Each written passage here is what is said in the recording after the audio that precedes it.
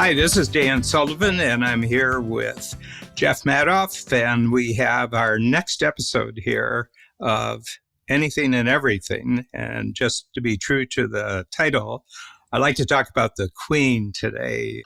Jeff, the Queen, not the not the Queen. And that's sort of a point that I make in my thoughts about Queen Elizabeth, that when you say the Queen these days, you're not talking about the Queen of France or the Queen of Russia or the Queen of Japan. You're just talking about the one Queen.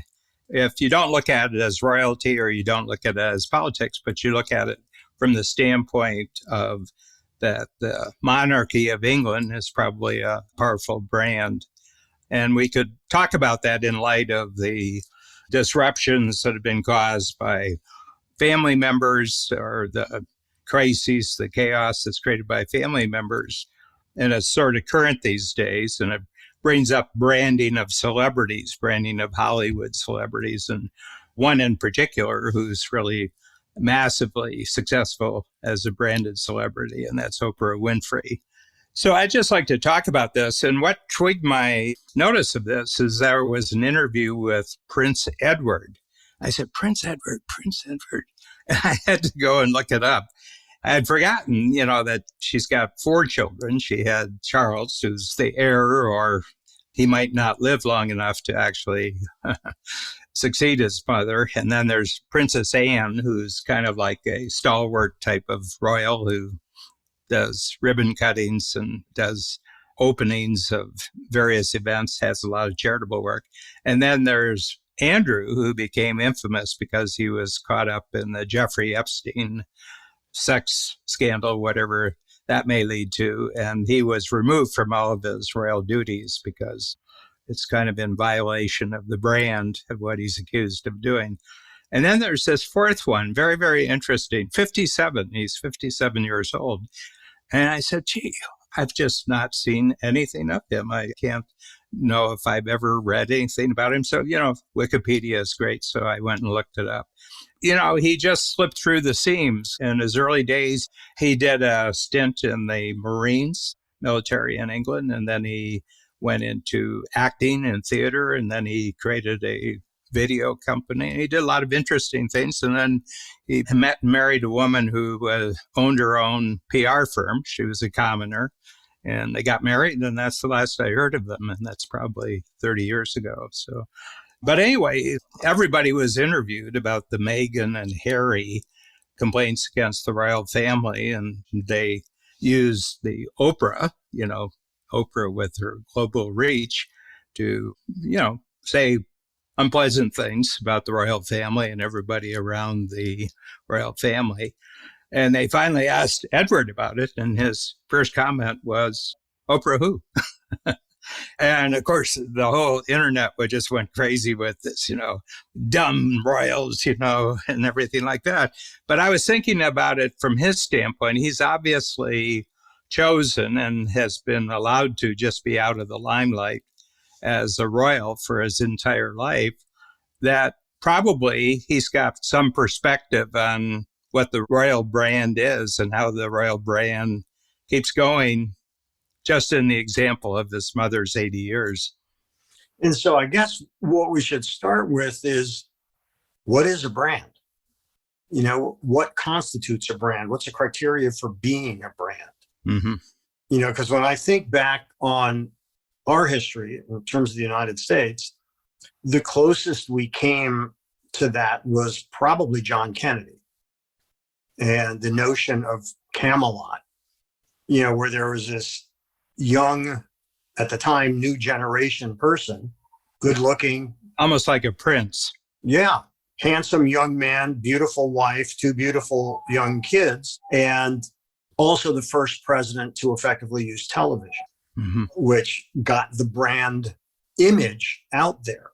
And to this day, we're still, most of the nation is still enraptured by the Kennedy myth. Mm-hmm. So brand, what is a brand? How would you define it, Dan? Well, back when I was in the advertising days, the concept, and I think it came out of one of the big New York agencies from the 50s, and that was share of mind that when a word is said, your brain automatically goes to the image of a person or goes to the image of a thing. And as far as you're concerned, that represents whatever's being talked about. And I sat in on a great seminar that you gave at the New School on branding, and that you were just putting some, logos up on the screen and said, what do you think of when you say this? And the audience was quite young. You're talking about brands that might have been 100 years old, 150 years. Coke is probably about 120, 130 years old. But Coke, just immediately there's a share of mind. And I think the object of brand makers is that there isn't room in other people's minds for anything except the image of this one category, the one representative of one category. So that would be a starting. That was my pawn. I moved my white pawn out one square on the branding chessboard here. But I think it has something to do with brain positioning. Yeah, I think that hand in glove with the brain positioning is, that mental real estate you're talking about that gets taken up with what a brand is, which to me implies an emotional connection. Mm-hmm. So if you are a brand such as Apple, Apple has succeeded in basically creating a cult following. Mm-hmm. And that, you can look at their 1984. Yes. Yeah, where they were the David against the Microsoft Goliath. Well, IBM really at that IBM, point. Yeah, it was IBM, right, yeah. And, it's interesting because a lot of people don't know that all logic would tell you that IBM would have owned the personal computer market. But when we talked generationally about how things are perceived, the big blue, the suits at IBM thought there's no executive that's going to want a keyboard on their desk because it's going to make them look like they're a secretary. Mm-hmm. Obviously, they were wrong in a huge way, but they had an emotional investment in doing what they were doing because IBM made most of their money populating large corporations with people that maintained their massive computer systems. Mm-hmm. So they almost had to think, unless they were really innovative, they almost had to think that there's not a market for the personal computer. It's like a typewriter, mm-hmm. And no executive is going to want that on his desk. Mm-hmm. Well, that was wrong, hugely wrong. Mm-hmm. And that Steve Jobs was a brilliant brand steward. And so he created this brand. And I say to my students, and probably 80% of the class, by the way, is filled with PC laptops. And I say to them, here's the difference. How many of you get excited about buying a Dell computer, right? Nobody's excited. It may be just as functional and just as good a value. As a matter of fact, probably a better value for the processing power, which Apple never talks about, and everything else. But Apple has set up an entire belief system, mm-hmm. which is another part that's important about a brand and relates to the royalty you're talking about, where the other ones are commoditized. Mm-hmm. And, there's a huge difference between a commodity and a brand. Mm-hmm. So people are excited about Apple. They buy into the entire ecosystem, and Apple is very smart the way they set that up. So the brand is two things. One is there's an emotional connection, and the other is that a brand is a story that's well told. Mm-hmm. There's something behind it rather than just a name. It's much more than just name recognition. And, Coca-Cola, great example. There's a whole story around it. Now, what is Coca-Cola really? It's carbonated sugar water with caramel color and whatever their special formula is. And that originally was actually a narcotic. Yeah, it had very small amounts of cocaine in it. Yeah, but enough to keep the kids passive. Yeah, well, actually keep them active. Yeah, it was actually a pharmaceutical brand. Mm-hmm. But by the 20s, that was all gone. But Coca-Cola somehow became synonymous with America, sort of like what McDonald's has also done. Mm-hmm. It's synonymous with American, all American. And when you think about it, take a step back and think, Was that really what we want to be known for? Fast food and soft drinks? You just brought up an interesting question, and that is that what we want to be known for? My sense about brands, they couldn't care less what you want things to be. What I mean by they have a historical impact, they have momentum to them. And whoever thought up of the brand in the first place is probably not active anymore. It just found a spot in the marketplace of images, the marketplace of ideas, the marketplace of messages. And it's got its own momentum. I really feel that this really transcends logical intent. Oh, absolutely. Absolutely. And I think, what's interesting is, and my dates may be off here a little bit, but the concept is accurate. Up until the early 2000s, there were the same top 10, 15 companies for decades. That totally shifted. Mm-hmm. That totally shifted to, Google and Facebook and Amazon and Apple and, these companies that were not even a thought prior to that, mm-hmm. which in terms of relative history and years, they accelerated to the top of that list in just lightning speed. Mm-hmm. And it's really interesting how people know who they are. And even you look at something more recent like Tesla, the brand recognition that has, look how long it took General Motors and Ford, to build up a name and reputation. And look how rapidly mm-hmm. Tesla was able to do that, through Elon Musk's story. So, Jeff, because you're much closer to this marketplace and closer to the activity than I am, because I'm like a one pony circus. In other words, we have strategic coach, and that uses up most of my thinking about packaging and positioning and branding. But do you think that incredible new things have been learned about the art of branding that accounts for some of the accelerated speed with which these high-tech companies did? Or did they just catch a big economic wave or technological wave or a social wave that took advantage of some new capabilities right at the beginning? I mean, it's a really interesting question. And I think when brands were starting, a brand wasn't something that the consumer really thought about much. So they weren't that aware. They knew that they liked a Ford or a Chevy or a Cadillac or whatever, and they were buying a car. Nobody was buying. Let's look at the market for consumer electronics of the last 25 years, and let's look at it for the previous 100 years. And I don't know what that growth was, but it was geometric and explosive. Mm-hmm. So people didn't engage in the same way with their products. And then there's another factor that came into it, which is also totally new, which is social media. Mm-hmm. So it became not just what the brand wanted to tell the consumer, it's also what the consumers were telling the brand, which could bring economic pain to the brand if they didn't do certain things. Yeah. So that's an interesting, very highly effective factor also. Yeah. It became a major part, by the way, of investing. Yeah.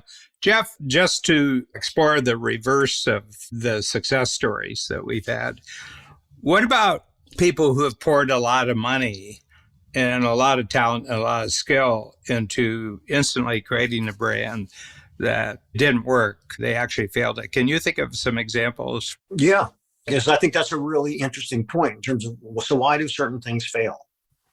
So, because my sense is, it's kind of like they write books on how to be a famous athlete, how to be a Michael Jordan. But you have to realize that for one Michael Jordan, you need about 99,000 failures of people who didn't make it. They probably had 60% of what he knew anyway. And actually, to a certain extent, there's kind of a mystery, perpetual mystery, why something takes hold.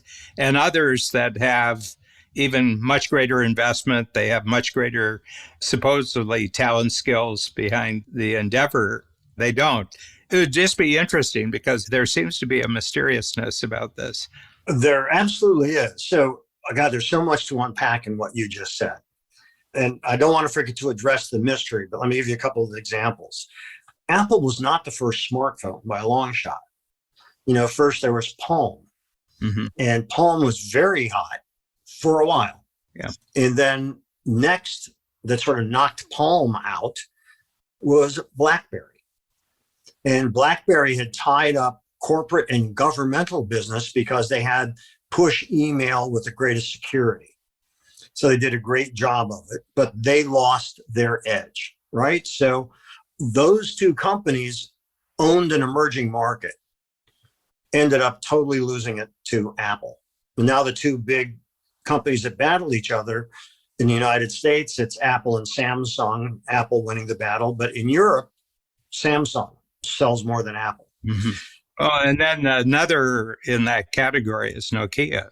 And Nokia was huge too in the early cell phone. Right. And I don't even think they exist anymore as a competitor in those markets. They may exist some way, but they don't even exist. Which is fascinating when you think about it. Oh, and by the way, you can then say, well, those early companies didn't have the advantage of the advanced analytics that Apple was able to capitalize on, coming into the market a bit later, learning from their mistakes or whatever. And then I think of Google's attempt at a phone. They certainly had all the analytics and the search and everything else, and it was a huge failure. Yeah.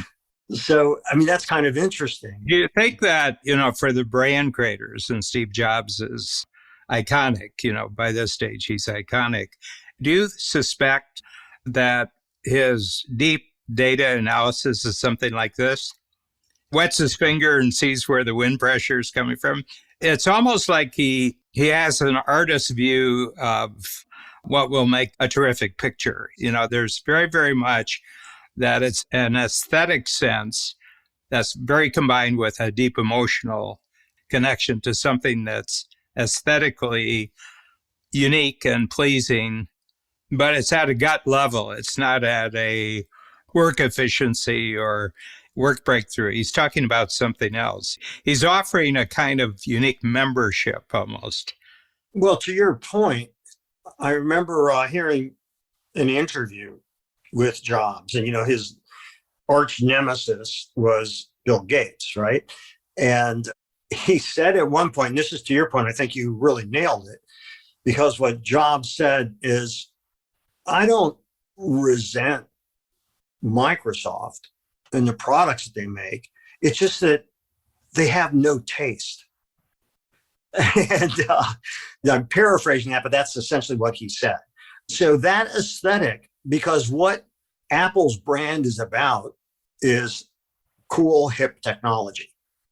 They don't talk about their processor. They don't talk about anything. They show you how seductive the design is and made a user interface that was easier and more elegant to use.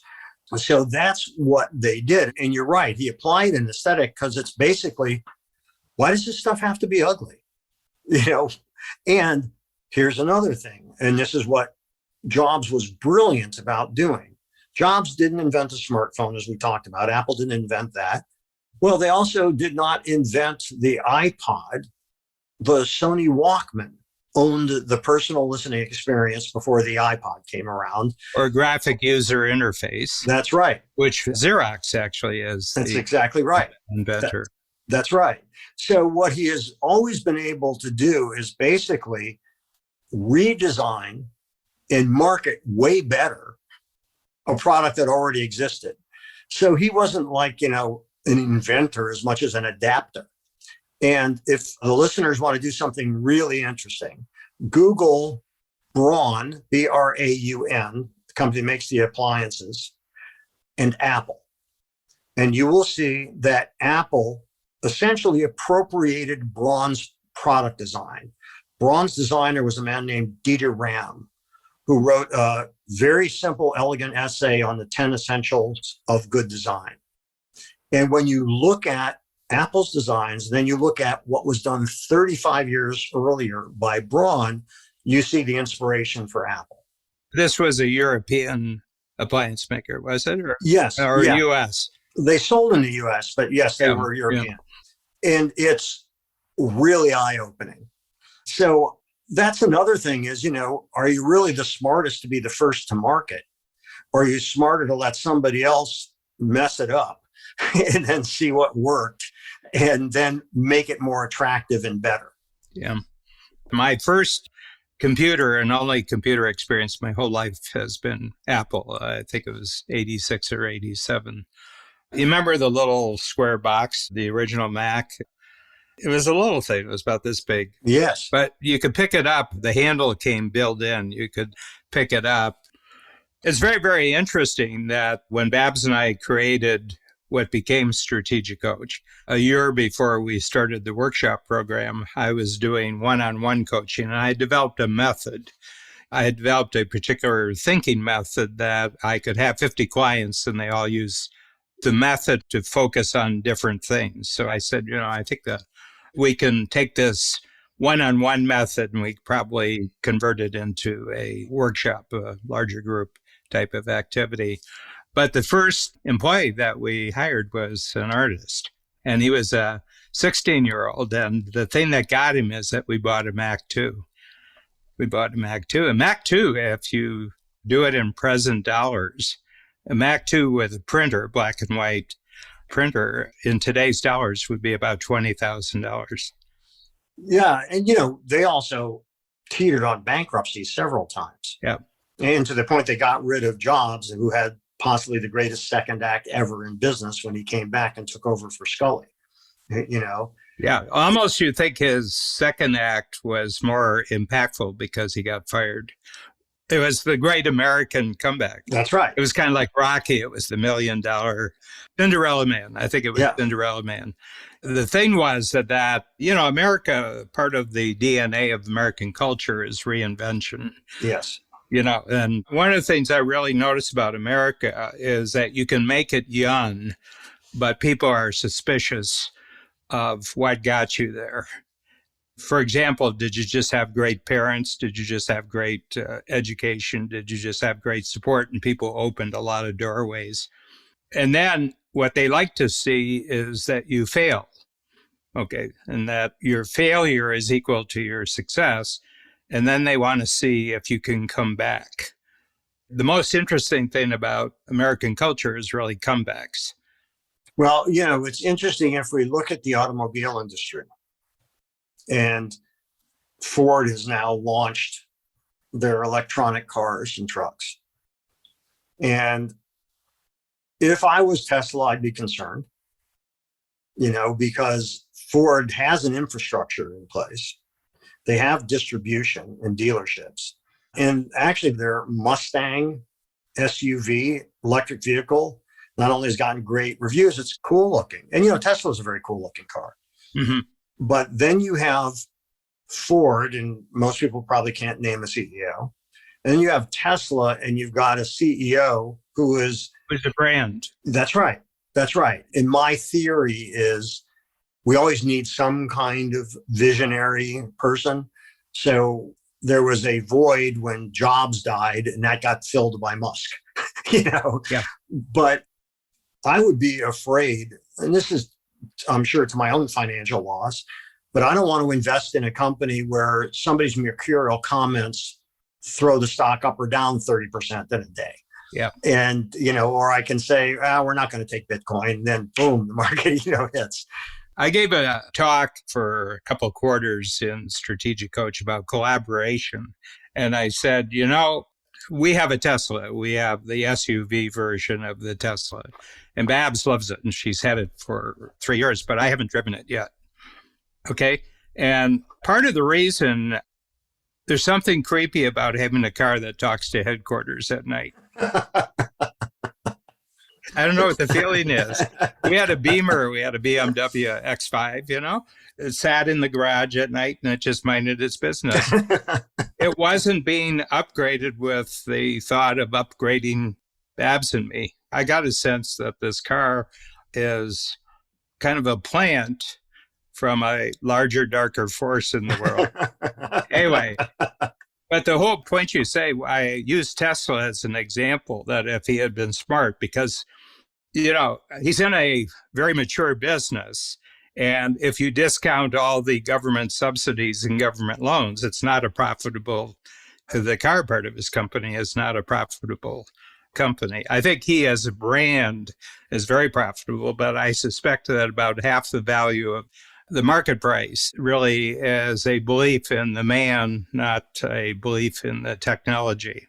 I think you're right. And I think, of the numerous private equity people that I have met with over the years, one of the questions I ask all of them is, what do you look for when you're going to invest in a company or put money into a company? And the answer without fail is not, we look for a unique product. It's, we look at management's ability to execute on whatever it is. And, this goes back to my old trope, which is it's all about relationships. Whether it's your relationship with the investment community, which I'm sure there's a significant portion that think someone like Musk is kind of too off the rails to invest in because he doesn't censure himself. And, he doesn't have to. Mm-hmm. But the fact is that kind of behavior scares a lot of potential investors. Yeah. The other thing is that car making is an old craft. The assembly line was essentially established in the 19-teens, and it's been continually improved. And I was talking to him. I said, well, in the year that I was talking about, I said, who's the biggest car maker in the world? In that year, this was around 2016, 17, it was Toyota. And Volkswagen is just slightly ahead now, but it's about 10.5 million cars they'll produce. And I remember, I think it was the head of Ford, he was saying that, the next quarter, Tesla was going to produce 25,000 cars. And the Ford guy said, 25,000 in our system, he says, that's about 8 hours. Yeah. They know how to pump out cars. And right. The thing is that it's very, very high technology. And the other thing is, quite a long time ago, car companies don't exist to make a profit on their cars. They exist to have a servicing relationship with their customers over many years. And they're also the funder of the purchase of the cars. They make their money on finance and they make their money on servicing. Which, again, not unlike the old IBM model. They would finance the mainframes and then they would populate your company with people to take care of it. And you had a lifetime relationship. That's right. Because That's right. Otherwise you had to start over. That's right. And with the automobile industry, not that I know much about it, but I know this for sure, the barrier to entry is really high. Yeah.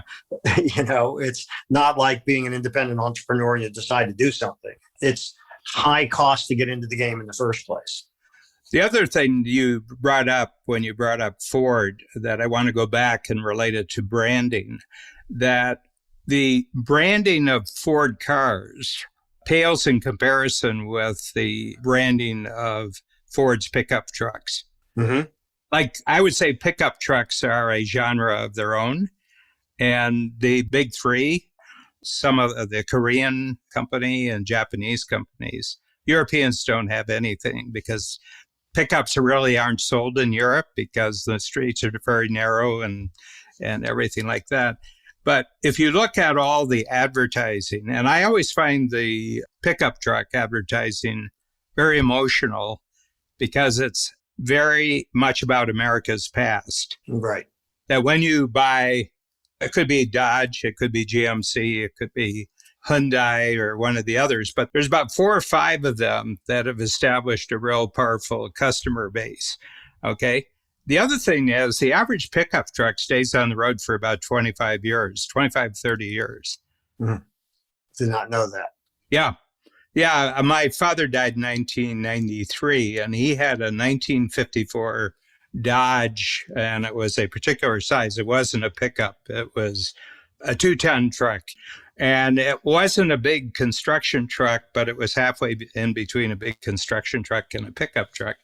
It was a 54, and he died in 93, so that's 39 years.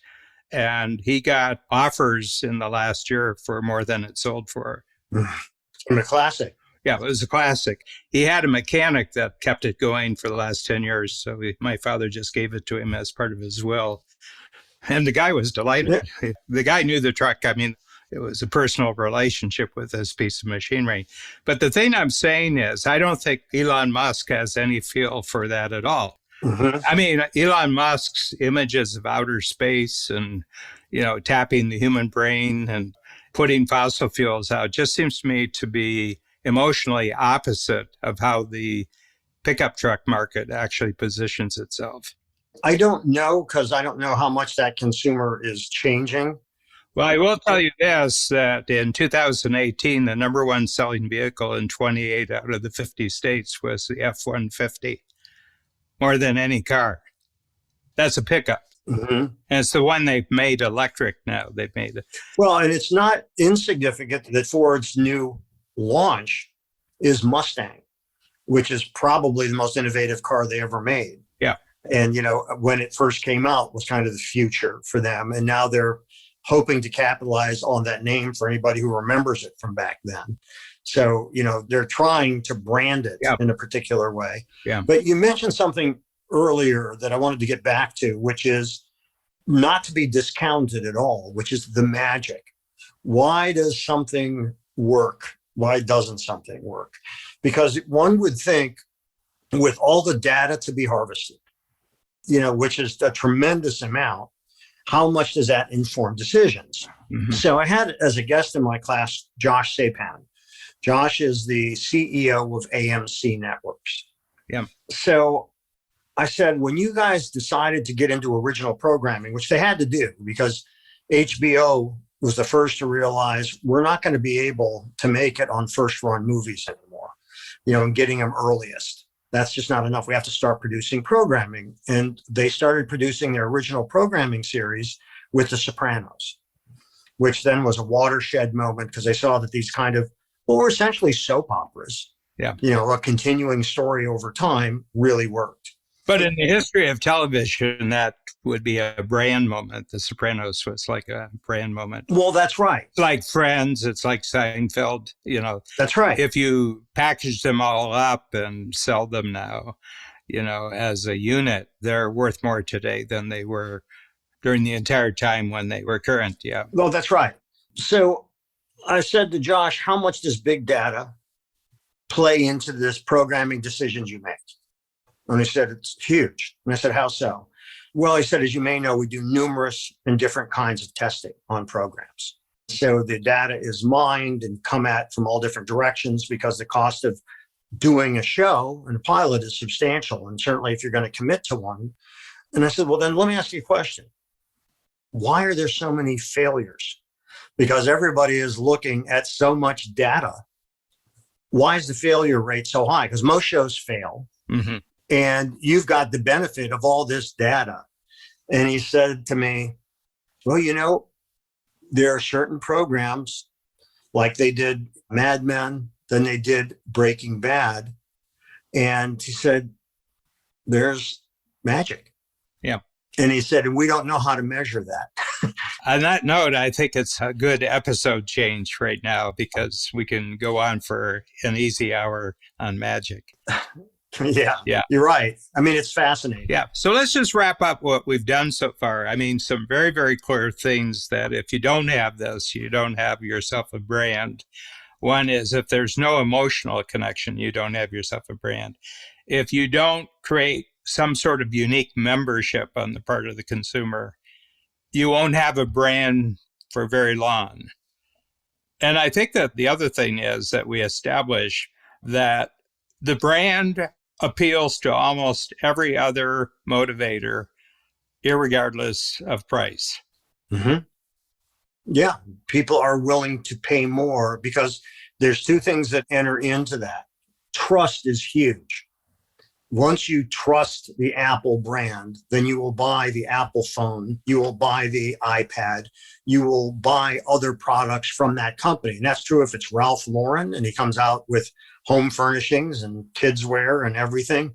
Trust is a huge factor in building the brand, and that there is a story that goes along with the brand. And if you can't articulate that story simply and easily, and I think the best example of that in our wrap up is Nike, Just Do It, which you saw in my class. As soon as I said, what's the slogan for Nike? It was like in church. Everybody in unison said, just do it. So I think that the story aspect is also a really important part of it. Yeah. And I think as we go through the second hour with the whole concept of magic around branding, and then using trust as almost like a microscope, is when a brand loses its magic. They've done something to undermine trust. Mm-hmm. That's right. And are we saving that for next time? Yeah, that's okay. Next time. Now you got me anxious to continue, Dan. So we'll do a cliffhanger here. I used to watch 15-minute serials at the movie theater on Saturday. They always left you in a period of teasing and suspense about the next one. Will he, Well, actually where the term cliffhanger came from. Yeah, because it was probably the Westerns. Yeah, and it was the hero who you would usually was hanging by the cliff. That's right. That's right. Yeah. That's truly where that came from. Thanks for joining us today on our show, Anything and Everything. If you enjoyed it, please share it with a friend. For more about me and my work, visit acreativecareer.com and madoffproductions.com. To learn more about Dan and Strategic Coach, visit strategiccoach.com.